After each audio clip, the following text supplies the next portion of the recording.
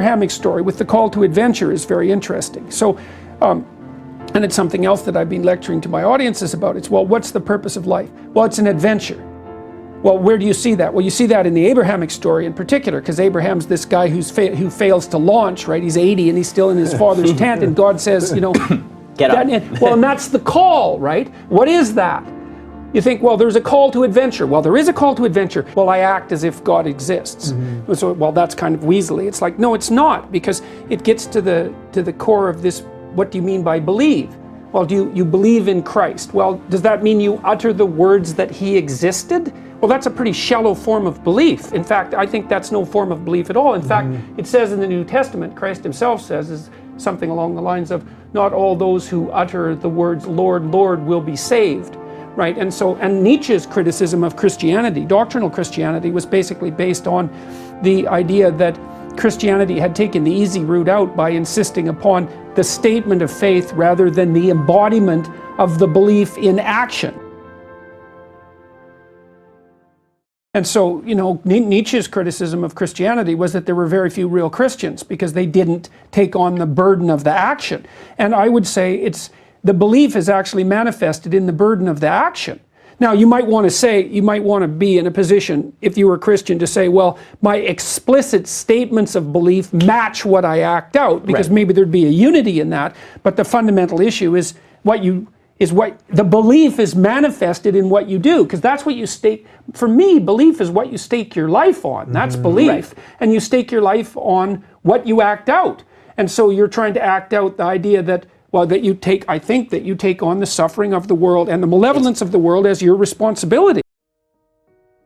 Your philosophy, Jorden, is self-sustaining to a group of people who are looking at the values they live and saying, where did these come from and how do I justify these values?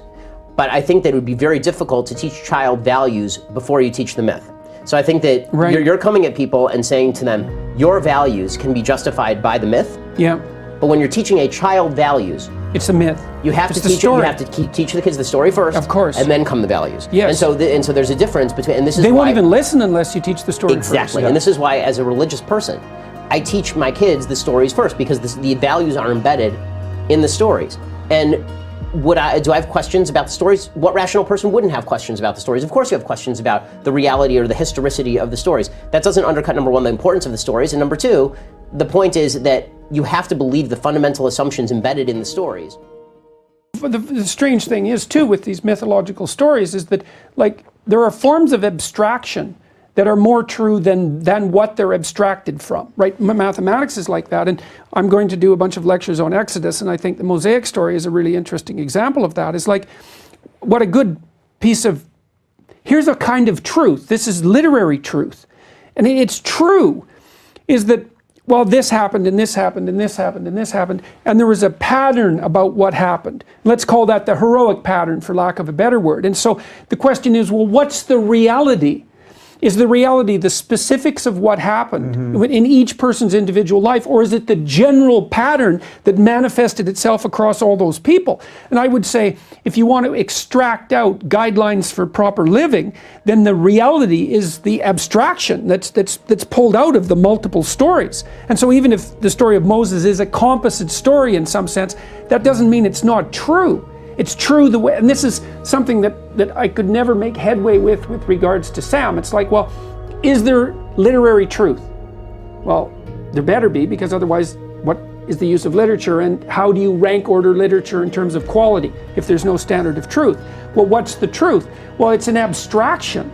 And if you don't think that abstractions are true, then you're not thinking, because you can easily make a case that a proper abstraction is more real than the thing from which it's abstracted. You certainly make that case with mathematics.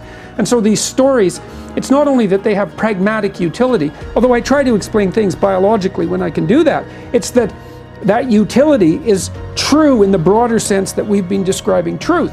And so the Abrahamic story with the call to adventure is very interesting. So, and it's something else that I've been lecturing to my audiences about. It's, well, what's the purpose of life? Well, it's an adventure.